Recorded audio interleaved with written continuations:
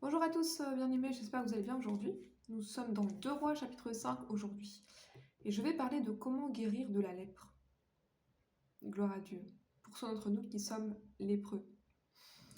Non, sérieusement, la lèpre en fait symbolise le péché dans la parole de Dieu. Donc comment guérir de la lèpre? Nous sommes dans 2 Rois chapitre 5. Et Élisée va dire donc à Naaman, 2 Rois chapitre 5, on va prendre au verset 10, Élisée lui fit dire par un messager, va et lave-toi 7 fois dans le Jourdain, ta chair redeviendra saine et tu seras pur. Gloire à Dieu. Je vais prendre, pour vous éclairer un peu aujourd'hui sur ce sujet, on va prendre, tout d'abord, juste en introduction, il faut savoir que Dieu est disposé à nous guérir. Ça, j'aimerais que ce soit vraiment établi dans notre esprit, c'est-à-dire que quand je parle de la lèpre, hein, c'est toutes sortes d'infirmités liées au péché.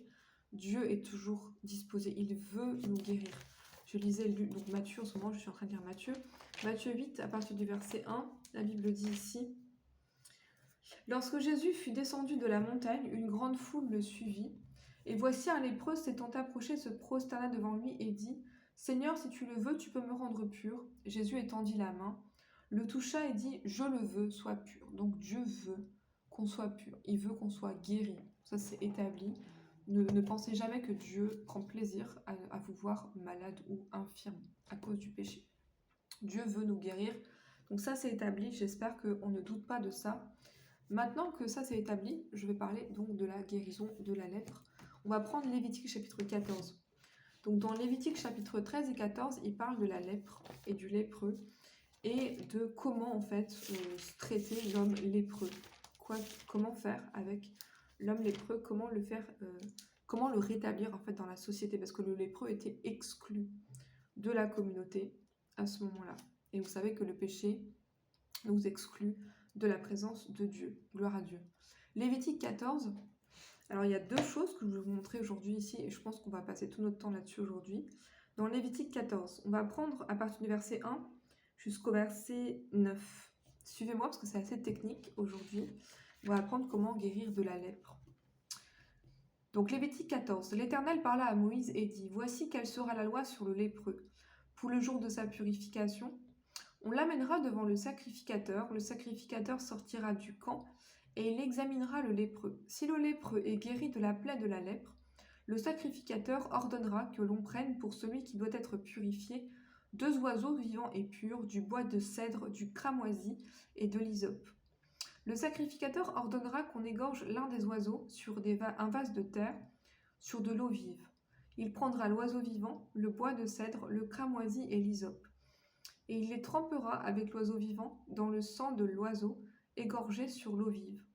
Il en fera 7 fois l'aspersion sur celui qui doit être purifié de la lèpre, puis il le déclarera pur, et il lâchera dans les champs l'oiseau vivant.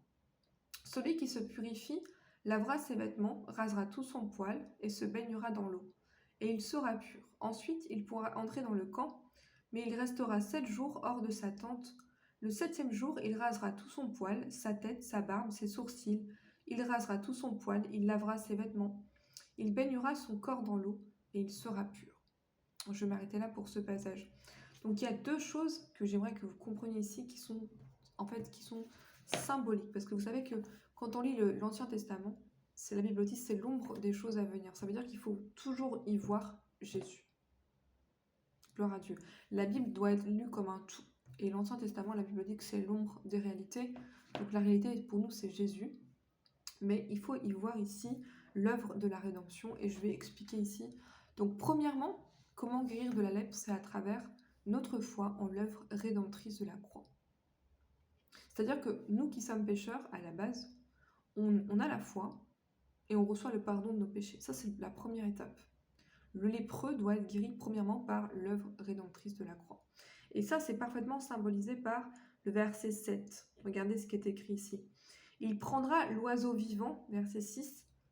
Ok. Et il le lâchera dans les champs, l'oiseau vivant. Gloire à Dieu.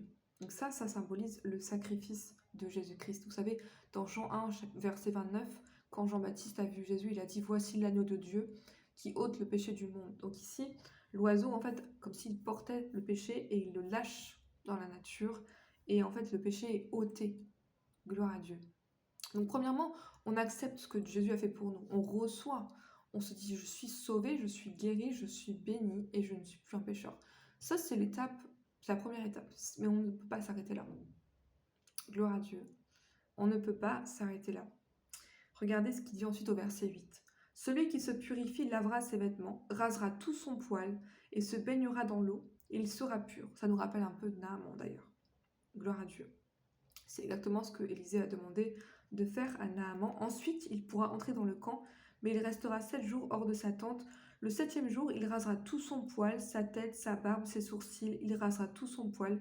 Il lavera ses vêtements et baignera son corps dans l'eau, et il sera pur. Et ça, bien aimé, ça c'est notre consécration personnelle. C'est notre consécration personnelle. Ça veut dire que nous-mêmes, on doit, bon évidemment c'est symbolique, hein, se raser la barbe, n'est-ce pas mesdames?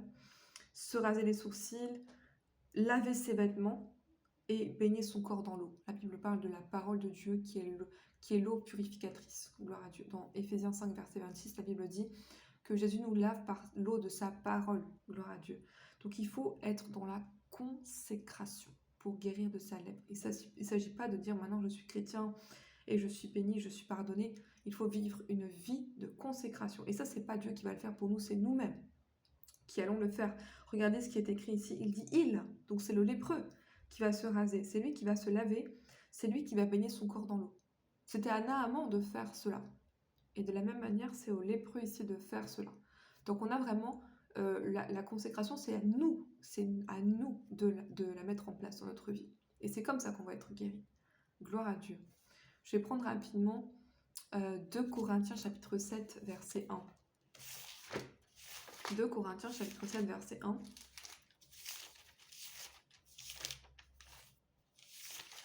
La Bible dit ici: ayons donc de telles promesses, bien-aimés, purifions-nous de toute souillure de la chair et de l'esprit, en achevant notre sanctification dans la crainte de Dieu.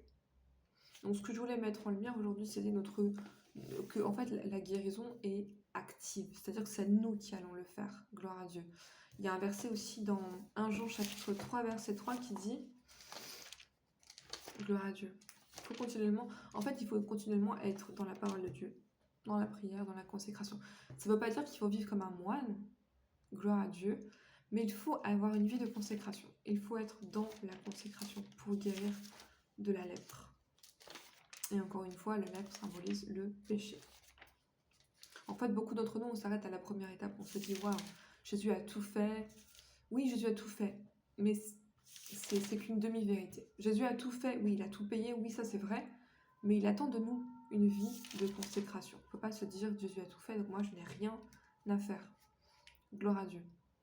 Ok, 1 Jean 3, 3, et je vais m'arrêter là pour aujourd'hui. 1 Jean 3, verset 3. On va lire à partir du verset 1 et on va s'arrêter ici pour aujourd'hui.